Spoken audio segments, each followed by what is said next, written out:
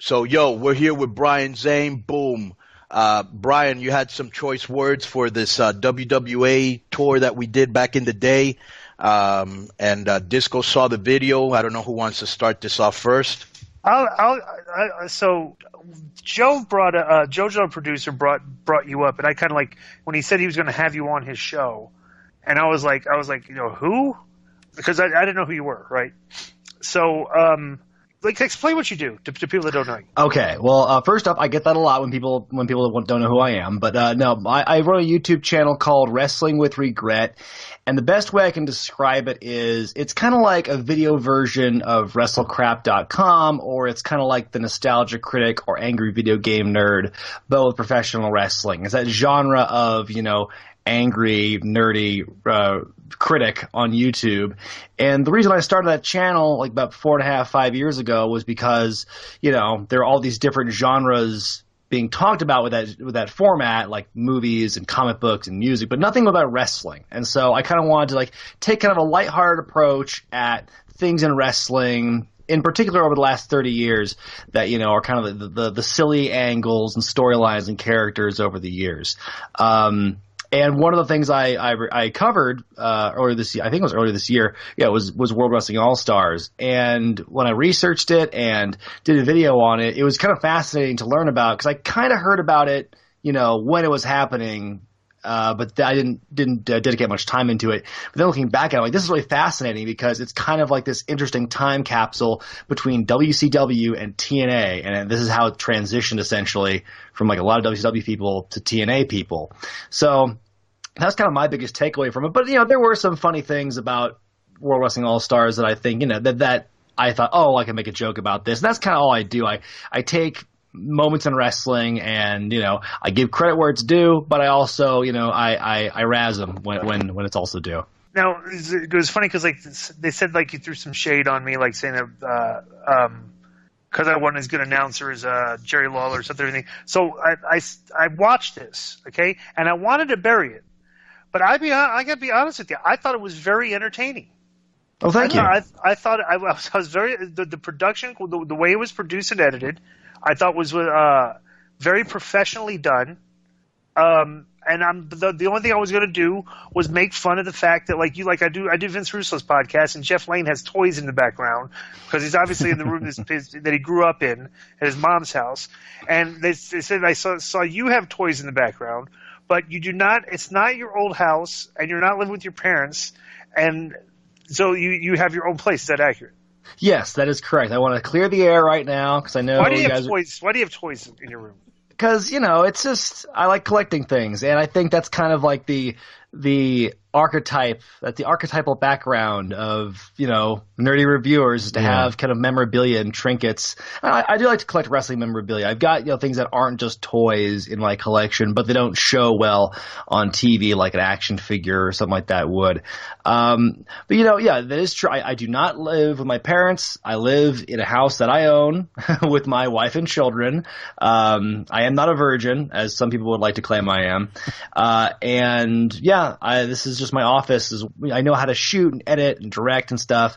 And I always the reason I started the channel was I had that background, and I fancy myself a creative writer. And I also have experience working the indie scene in different areas. I've been involved in independent wrestling since 2006.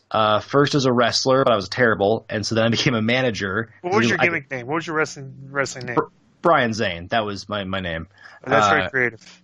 Yes, I know. Well, Zane looks a lot better on a shirt than my real last name, so I figured it was just go something easy like that. Because I didn't have any kind of grandiose plans of a fancy gimmick, although in hindsight maybe I should have. But yeah, I've been managing ever since 2007 in Oregon and California and Nevada. I just recently, performed at the Cow Palace show at All Pro Wrestling this past weekend. How many views do you get on these videos you do on YouTube? It varies. I think the ones like you saw for WWA, like the ones that are long form reviews that have all that production time into it, those are the ones I put the most care in, and those are always come out Thursday mornings every week. And so those usually get anywhere between 50 to 100,000 views after a week or two. Those are my kind of my bigger videos. So yeah, I've had, I could pull up the page right now, but I've had at least, 50, 60 million views over the lifetime of my channel, which I started back in 2013. How do you build that? Like, what? How does that? How do you grow that channel? How does that process work? I'll tell you. First of all, I'm just looking at the number now. It's just shy of 60 million lifetime views on my channel. And the way you build Over that, how many years is that? Since June of 2013. So about 4.5 years. Okay. Yeah. So, people ask me all the time, like, how do you, people who start YouTube channels ask me how. A million views a month about.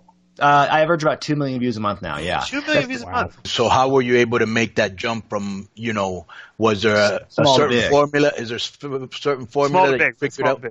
Yeah. I get that question a lot. I think a lot of it's being persistent and consistent with my output, because I was putting out videos for 2 years on a semi-regular basis before I said, okay, I really want to dedicate more of my time to this. So 2 years goes by. I'm putting out videos almost every week. I'm like spamming my friends on social media, putting the links up saying, hey, watch this video, watch this video. I'm going on message boards. I'm going on Twitter saying, hey, watch these videos. Let me ask you something. Did Cornette ever hear anything, the shit you talked about him, and then respond to you, or no? He loved it. Yeah, absolutely. He loved it? And okay. I, as a manager, Cornette is a huge influence of mine. He and Paul Heyman are probably my two biggest influences as a manager. Right. What was the deal between you and Taz? Oh, okay. Yeah, I was going to say that Cornette's one of the only – he likes my stuff. One of the only people who has made it clear he doesn't like my stuff is Taz. Because – I think my first year I was making videos, I did a review on like Taz's time in WWE and how it's like they really wasted his potential. And there were some other factors as well, like he was injured for some of it, so like a lot of the momentum was gone. But then when he was there, they really kind of screwed the pooch with him. They didn't really handle the momentum he had in ECW and carry it over.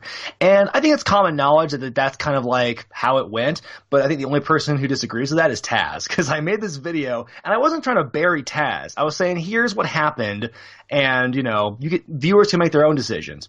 So I said, here's what happened, and here's why I think Taz got a raw deal.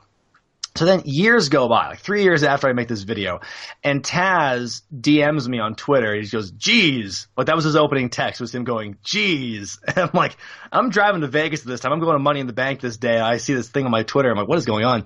So I ask him what's going on. He really reads me the riot act via DM, talking about how like I'm disrespectful, and then I'm pissing on the sacrifices that he and other wrestlers have made. I'm like, no, I totally understand. I get the struggle. Yeah, bro, you're just pointing out that WWE dropped the ball on him, and he exactly. didn't. I was trying to explain that to him, and he just didn't. He wasn't buying any of it. That's one thing I've noticed is about these ECW. A lot of these old school ECW guys, they kind of carry the banner for the boys. Like if they think people are disrespecting the business or stuff like, I've noticed a lot. Like Bubba Ray used to do that a lot too. Well, and the thing with Taz was he was like, you're just a fan sitting on your couch. You have no business making fun of this. I'm like, well, hey, Taz, obviously my level's not the same as yours, but I have been involved in wrestling for almost a decade at that point. And he goes, well, that makes it even worse, as if me being in the business also disqualifies me from making fun of it. So I can't make fun of wrestling if I'm a fan or if I'm a worker or a manager or whatever. Like, you just can't make fun of it. Is it that sacred? And so that was something that stuck in my craw was how we make fun of it every week here. Right. So it's a big deal, right? So it's like I thought about that for a while, and it's like, I've had this Taz impression in my pocket for a decade at this point. Like going back to college, me and my friends would make fun of, Taz's voice when he was doing commentary. And I loved him on commentary, but he had some very noticeable. Okay, you're fishing for us to tell you to do it, so go ahead and do it. No doubt about it, Cole. Parlez-vous français, ham hocks. I don't know. All I know are buzzwords. Do that. That's a good. Wait a minute. That was horrible. Okay. That was fine. Hey, I didn't say it was really perfect. No, so this is my impression. No, that wasn't far from perfect. It wasn't even good. Okay. I'm almost afraid to hear the Jim Cornette. Let me hear the Jim Cornette one. That can't be. You got to be able to hit that. Well, that shit-stained Vince Russo, if you took his balls and put it in a storm drain, it would look like two corn kernels going down a drinking straw. The thing is, though, about Vince Russo, I don't know, I could go on like that, but that's not good either. Yeah, either one. What is your favorite wrestling to watch? Do you like women's wrestling? Do you like New Japan wrestling? Do you like NXT? What is it that you like the most to watch? Honestly, it's like that WWE style, I think, is the one I kind of enjoy the most. Like, I'll watch New Japan in small doses, but if I watch like more than an hour, but I get kind of tired, I just gonna get burned out from all the false finishes. Right. And then, like, I think women's wrestling is good. Again, it's kind of the small doses for that for me too. I think, I think it's just the WWE style is the one that I kind of resonate. It's the one I watch the most, so that's kind of the one I associate with. I feel like I enjoy watching older stuff from like I kind of like that mid 90s to early 2000s style. I feel it's evolved so much in the last like 5-7 years, so much from like what it is now compared to what it was like right before then. I don't know. I guess if I had to nail one particular style down, kind of the current style, but also I'm a fan of like the late 90s when I first started watching wrestling. That was kind of my style to watch as well.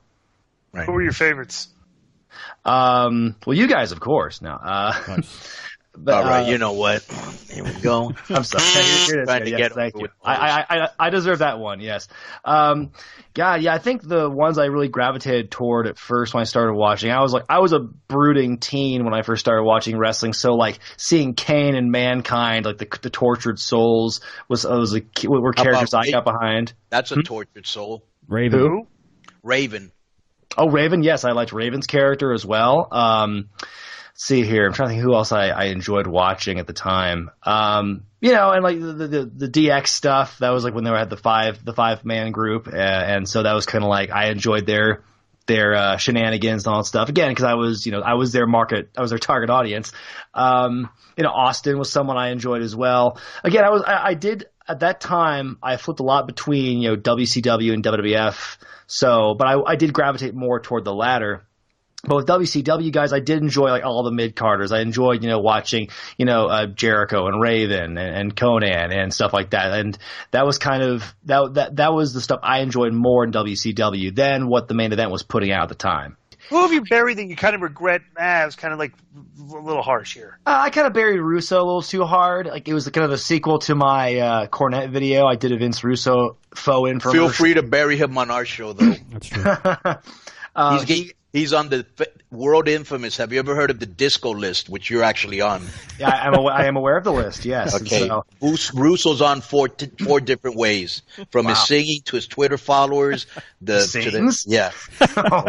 sings these terrible songs in the show. So I mean, I think I might have been a little too harsh on him. I'm trying to think of who else I've particularly like targeted that I felt bad about afterward.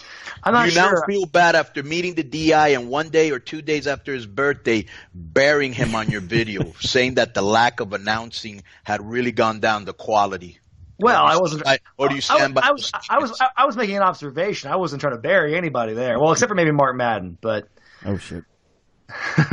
You bury Mark Madden? Stand by statement. Huh? Please feel free to bury Mark Madden. You can bury him all you want. All right. He's also on the list. I'm doing a relatively new segment on my channel now where I look back at like older pay-per-views, like not just the current ones, and I'm bopping back and forth between the timeline. But I've done a couple of WCW in 2000 pay-per-views already, and I have taken plenty of shots at Mark Madden in those two reviews. Interesting. That's tremendous. Did you do the pay-per-view yet where Konnan and Madden are doing commentary?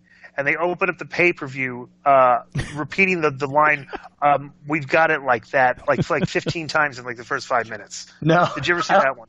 No, I just finished reviewing Halloween Havoc 2000, and I know the opening match had Konnan doing commentary with the guys, but I don't believe that line. I don't remember hearing that one. That was Konnan was doing guest commentary on the tag title match with Filthy Animals, Boogie Nights. Was it was the one he was burying Chronic? No, it wasn't that one. Chronic was on that show in the main event against Goldberg, Halloween Havoc 2000. Ouch. All right. So what do you got coming up? What do you got to push? Throw it out there and feel free to bury JoJo the Philly Twink Boy while you're at it. Well, first off, thanks for having me on the show. Of course, my channel, Wrestling With Wregret, it's 191,000 subscribers strong and growing. And again, I'm doing lots of stuff. I'm doing long-form reviews on a bunch of different topics. Although this month it is the Marine movies. Next month it's going to be holiday-themed. But I cover a lot of stuff. It's not just WWE. It's like I try and cover a broad range of things. And I do Raw and SmackDown reviews. I do pay-per-view reviews. I even make recipes out of the old WWF cookbook, if you can believe that, from time to time. So I do a lot of different things. And That's on YouTube, and my Twitter is at @ZmanBrianZane. Wrestling With Regret is on Facebook, facebook.com/WrestlingWithRegret. And the next time people will be able to see me is at WrestleCon in New Orleans next year for WrestleMania weekend. I'll have a table there. So any fans who are listening to this now can find me there. And maybe you could come to there and do a documentary on the backstage scenes at the Crash show. Nice. Oh, is Crash happening there? Yeah. Yeah. Oh, I should. Well, yes. If you're willing to have me, I'd love to be back there and maybe cover some of that. You have to speak cool. Spanish. Okay. Well, that is a disqualifier for me. Why does he have to speak Spanish? Why How not? am I going to understand anyone? I'm not going to interview anyone. The show's in New Orleans. The show's not in Tijuana. Yeah, but the wrestlers are Mexicans. They're all Mexicans. You can come in, bro. You can come in, do whatever you want. I'm just busting your balls. I think it'd be good to do a professionally done video, putting the show over on his YouTube channel. For anybody that's listening to this, if you want to check it out, if you think about YouTube quality videos, the videos he does are definitely not YouTube quality. They're like for YouTube, they're A+ quality. Like the video production plays. Yeah, well, it is. They're way better than Yeah, they are. Yeah, some dork in the room somewhere. This is very well edited and just it flows very well. It's very, very well, very professionally produced. All right, man. I want to thank you for being on Keepin It 100. Go check Brian Zane out in his videos. Boom.